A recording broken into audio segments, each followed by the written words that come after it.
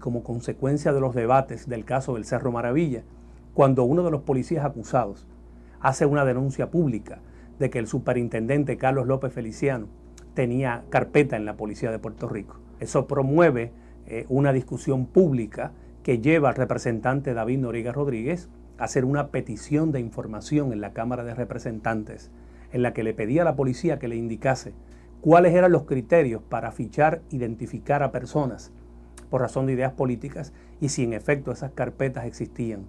La Cámara de Representantes autorizó esa petición de información y la historia continuó su curso con unas declaraciones del gobernador en aquel entonces, Hernández Colón, cuando dijo que iba a destruir o a quemar las carpetas.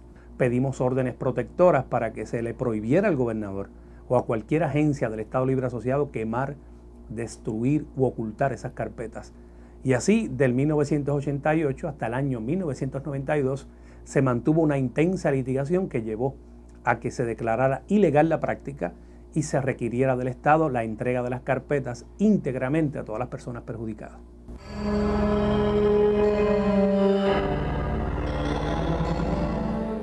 Realmente las carpetas son parte de una campaña y una política de los gobiernos de Puerto Rico por décadas para reprimir, perseguir y reducir a su mínima expresión al movimiento independentista.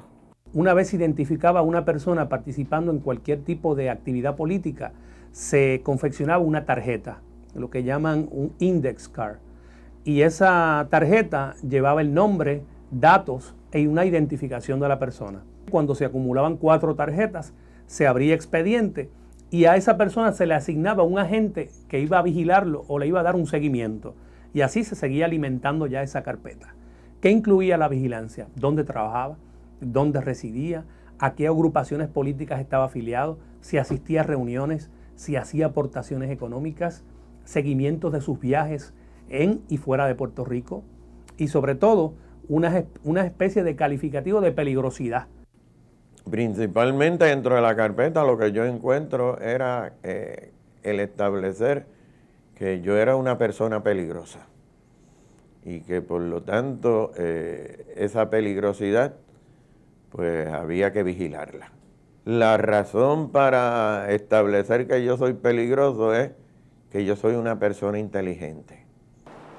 A mí pues me hicieron la vida imposible cuando mi padre se enfermó y a los 18 años me vi la obligación de dejar la escuela por el día, irme a estudiar de noche y conseguir trabajo.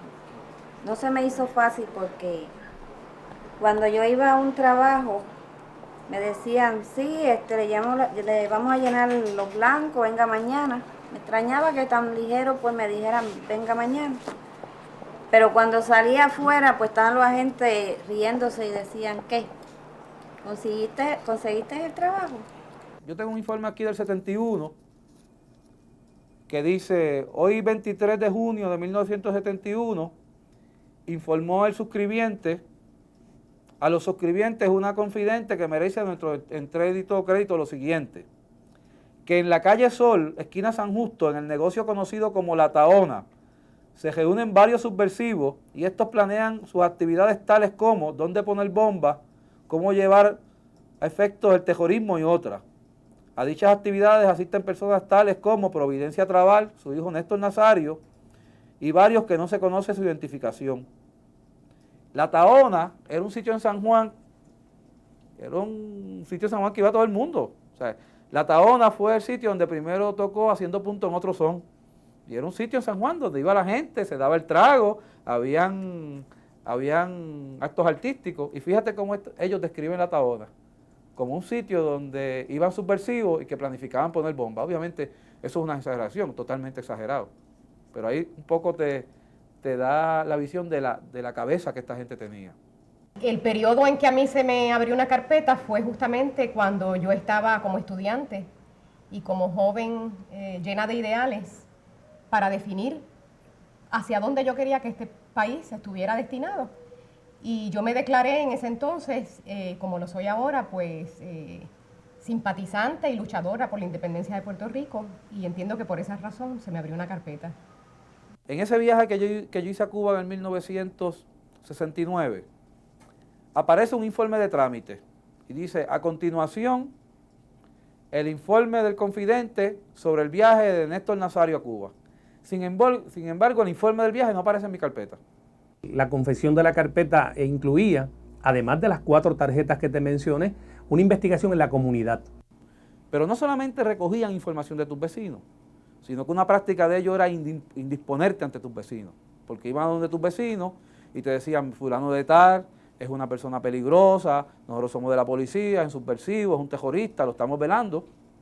Y entonces también servía para hacerte ver como una persona peligrosa, no confiable ante tus vecinos. Pero sí iban donde a los vecinos aquí, iban con retratos a los vecinos. Cuando yo me mudé aquí, todos los vecinos me conocieron inmediatamente.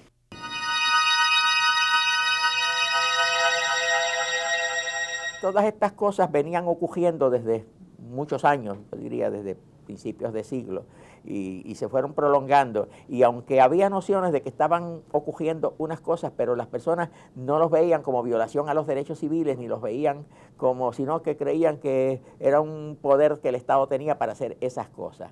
De las circunstancias normales de vigilancia en las reuniones, eso era común y lo sabíamos que se estaba dando.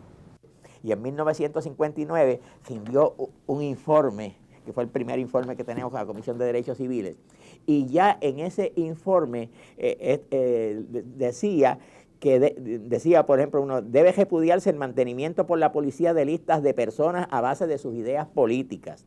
Debe repudiarse la intervención en actividades políticas por la policía en forma tal que afecte los derechos políticos de los ciudadanos, tales como la toma de fotografías por la policía en actos políticos.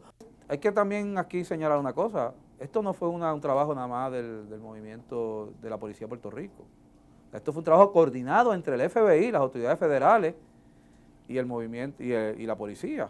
De hecho, quien dirigía esto realmente era el FBI. Es interesante también destacar, por ejemplo, la complicidad de algunas agencias, instituciones, particularmente la Universidad de Puerto Rico. La foto que aparece aquí mía es mi foto de identificación de la universidad. Es mi foto de la tarjeta de identificación de la universidad. Por muchos años la Universidad de Puerto Rico colaboró con la División de Inteligencia de la Policía, le dio fotos de los estudiantes y participó la universidad como institución en esa actividad ilegal. Fuentes Fluviales también participó, fue colaborador en la Telefónica, Obras Públicas. Allí ellos iban a buscar fotos de uno cuando no tenían fotos de uno, Obras Públicas, y a buscar información de dónde tú vivías, etcétera.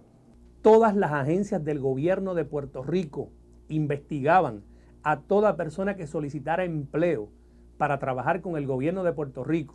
Y había un enlace: vivienda, educación, Departamento de Justicia, Tribunal Supremo. Todas las agencias del gobierno tenían una persona encargada que iba a el archivo de la Policía de Puerto Rico, se identificaba como oficial de enlace y allí le decían si tú aparecías en la lista o no. Todo el que apareciese en la lista como identificado como subversivo, se le negaba el empleo en el gobierno de Puerto Rico. La Constitución de Puerto Rico es la Carta Magna, el documento legal principal que organiza el gobierno de Puerto Rico con una forma republicana de gobierno y donde se incluye una carta de derechos donde se garantizan aquellos derechos civiles y políticos, así como sociales y económicos de los ciudadanos de Puerto Rico que viven dentro del territorio puertorriqueño. Los derechos civiles son estos derechos humanos que por la Constitución o por las leyes se ponen por escrito y constituyen obligaciones del Estado de respetarlo, y usted puede con ellos acudir a un tribunal o acudir a cualquier agencia a que se los respeten. Bueno, el llamado carpeteo en Puerto Rico conllevó la violación dramática de un sinnúmero de derechos incluidos en la Constitución de Puerto Rico en su artículo 2, la Carta de Derechos. Para empezar, la sección 1 del artículo 2, Carta de Derechos, establece que la dignidad e igualdad del ser humano es inviolable. Para ser más específico, violaba la Carta de Derechos completa. Libertad de expresión, asociación, ideas políticas, violación de igual protección de las leyes. La policía empezó la práctica y la tuvo por varios meses, que la basura que botábamos de mi casa se la llevaban y la analizaban. Y hay un informe de 1968 de julio que decía, siguiendo las instrucciones de esta oficina, se consiguió poder recoger las basuras de las personas mencionadas en el asunto para poder determinar dónde éstas hacen sus respectivas compras y si compran potes de avena, que es uno de los materiales que se están usando para fabricar las bombas explosivas. Yo observaba que el zafacón lo vaciaban en una enorme bolsa plástica y se llevaban. Sin embargo, simulaban, recogían al vecino y seguían por ahí.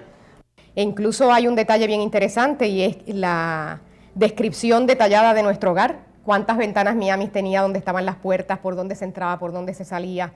Y uno se pregunta, bueno, pues, ¿para qué este tipo de detalle, verdad? ¿Qué intenciones habría eventualmente tener una descripción detallada de un hogar? Y sabíamos que la policía nos estaba vigilando, policía secreta, lo sabemos por las películas que iban tomando y lo hacían descaradamente. Lo que es cierto es lo de reuniones, lo de actividades que uno ha asistido.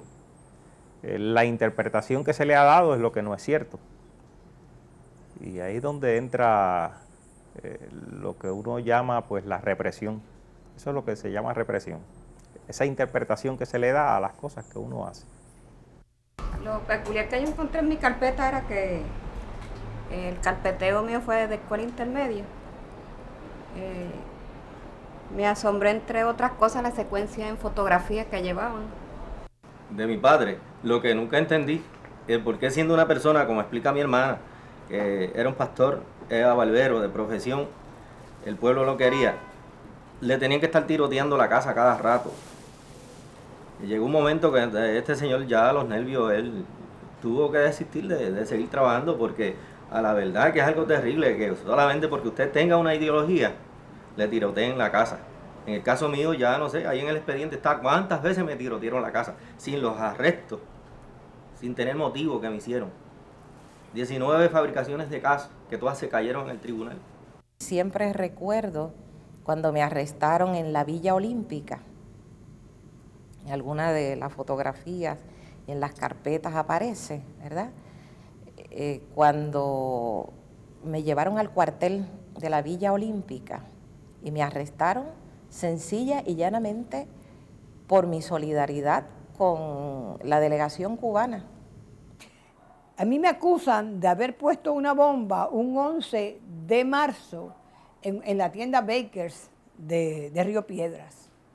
Me arrestan el día 6 de octubre, que es la asamblea del Colegio de Abogados. Eso como que estaba programada para que yo fuera a la cárcel, no había un juez que viera el caso porque todos estaban en la asamblea del Colegio de Abogados. Uno de los obispos de nuestra iglesia, un norteamericano, me amenazó con dejarme fuera del pastorado de la iglesia porque me había hecho una serie de preguntas en relación con Fidel Castro y si yo simpatizaba con la Revolución Cubana.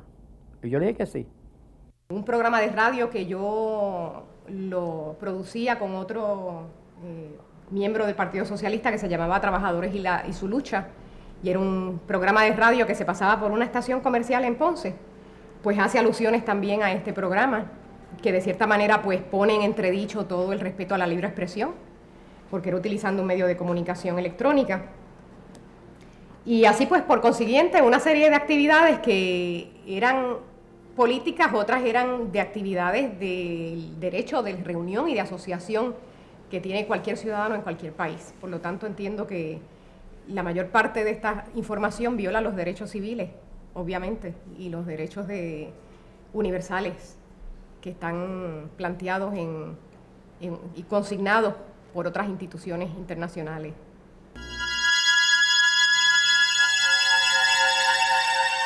Si una persona es acusada o se sospecha que cometa un delito que está codificado en el Código Penal, y ahí están los delitos, ¿verdad?, que se puedan procesar, sea un asalto, sea un secuestro, sea lo que sea, se abre una carpeta, pero es criminal y es en la fiscalía para investigar a esa persona, podría involucrar al negociado de investigaciones especiales de justicia y tiene un fin.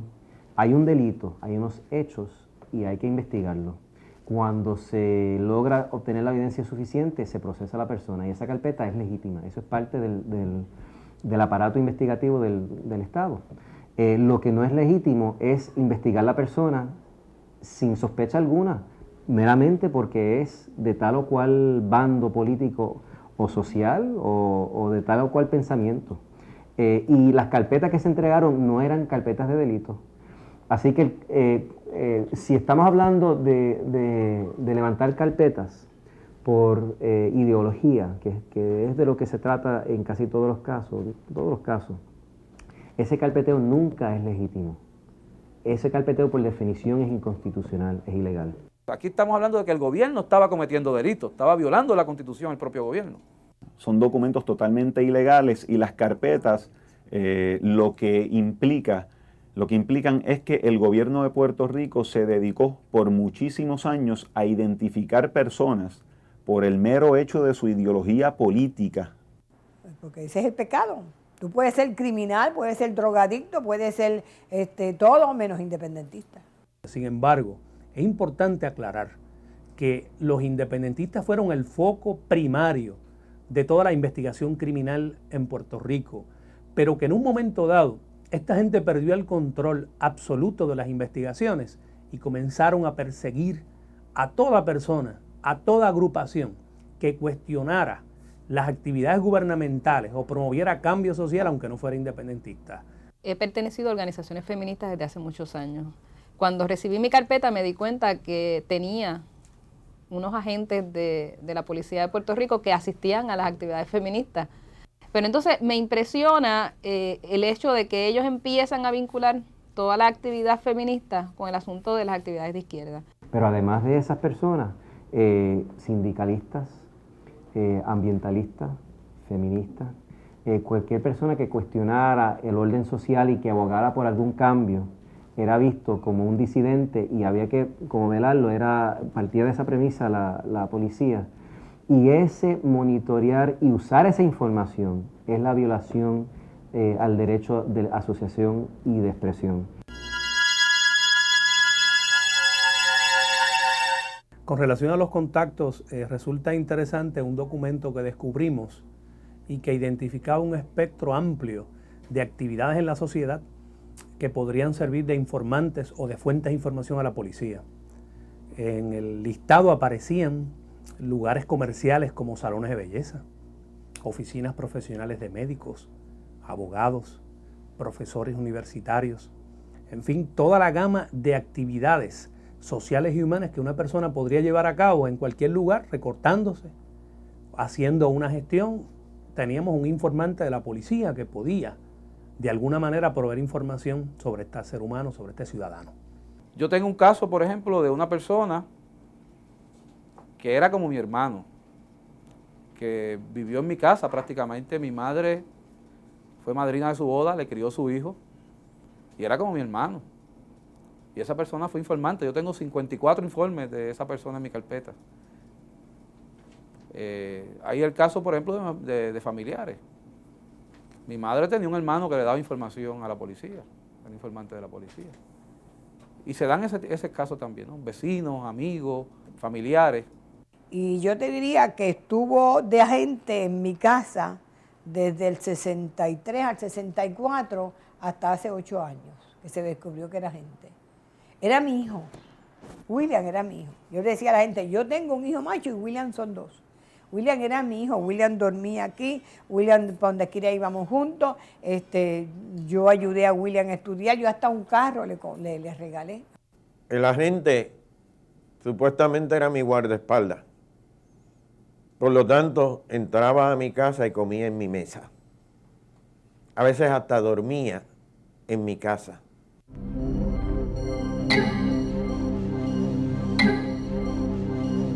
Yo te diría que el caso de las carpetas ocupa un lugar prominente en la historia política de Puerto Rico durante todo este siglo XX. Nuestra historia no ha recogido escenas tan dramáticas y tan importantes como han sido las violaciones a los derechos civiles y humanos de un sector considerable de nuestra población que viene a ser el movimiento de independencia. Nuestra historia no ha sido capaz de denunciar y de identificar las prácticas ilegales que han llevado a cabo tanto el gobierno de Estados Unidos como el gobierno de Puerto Rico, primordialmente desde el año 1930 y acrecentándose estas violaciones luego de la Constitución del Estado Libre Asociado en 1952. Así que la importancia está en la divulgación de las violaciones a los derechos humanos y en que nuestro pueblo pueda replantearse qué clase de sociedad política quiere organizar en un futuro, partiendo de una constitución traicionada y de unas violaciones a los derechos civiles que requieren un examen de conciencia profundo para el futuro del país. Cuando más tarde, naturalmente, era muy joven entonces, marcho a Nueva York, me caso y tengo un hijo, y que se llama David Ernesto Carlos Breguin Sánchez. Y mi hijo, que hoy cuenta con 25 años de edad y que es médico, me confiesa apenas un año: mamá, yo nunca te había dicho esto, pero siempre, como la policía, el FBI nos acompañaba hasta mi colegio, siempre temí que tú no volvieras.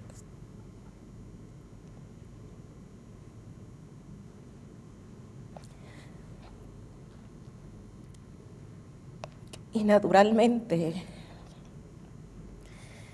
hasta ahí llega mi resiedumbre en términos de tanta maldad, porque era un niño desesperado que, callado durante 25 años, esperó que en cualquier momento esos agentes que me seguían y que tan claros eran para él, me detuvieran o me desaparecieran o me metieran presa o algo pasara. Y para un niño de su corta edad tenía que haber sido terrible. Para una mujer sola como yo, divorciada, en un país que no era el mío, pensar: ¿y si mi mamá no me viene a recoger hoy a la escuela? Creo que fue una tortura para el hijo mío. Y jamás, jamás, jamás perdonaré una cosa como esa. Claro, tampoco en nada afecta mi compromiso con la lucha patria. No solamente es una represión política, sino todas las personas, no importa lo que estemos diciendo, seamos o no seamos independentistas, estadistas o lo que sea, pero siempre y cuando tú tengas un discurso que diga que tú no estás de acuerdo con el orden establecido, entonces se te va a reprimir. Pues la persecución es más sofisticada, es menos obvia, pero yo no tengo duda de que esa persecución todavía perdura. Además, mira, hay unas maneras diferentes ahora de hacer carpetas. A nosotros nos han entregado el tipo de carpeta que se hacía antes. Con los medios electrónicos no es necesario tener este tipo de carpeta. Así que yo me imagino que el carpeteo que se está haciendo ahora es una manera más sofisticada, electrónico, que no necesariamente hay que tener un registro de las cosas como este tan obvio, que es el que nos entregaron a las personas que teníamos carpetas. Pero yo creo que en términos de dar, el pueblo de Puerto Rico hoy en día, que es lo importante, está dispuesto a tolerar mucho menos este tipo de cosas que lo que estaba antes. O sea, yo creo que nuestro pueblo hoy es más consciente de los derechos civiles, más consciente de los derechos civiles de las minorías, de los disidentes, que lo que estaba antes. En síntesis, en cuanto a la Constitución y las leyes de Puerto Rico, tenemos remedios específicos que conllevarían un desacato criminal contra cualquier funcionario o empleado del Estado Libre Asociado que incurre en prácticas de persecución política, pero los norteamericanos podrían continuar burlando la Constitución y las leyes de Puerto Rico, violentar los derechos humanos de los puertorriqueños, sin que el pueblo de Puerto Rico pueda tener remedios directos contra ese gobierno. Y ese es el caso de Puerto Rico.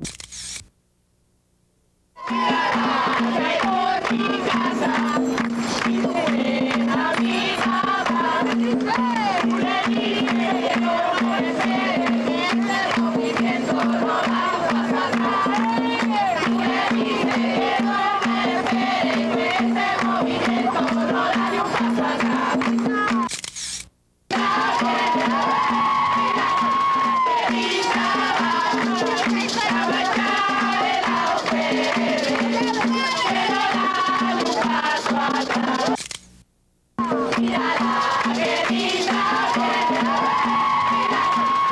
el principio Dios hizo libres a todos los hombres.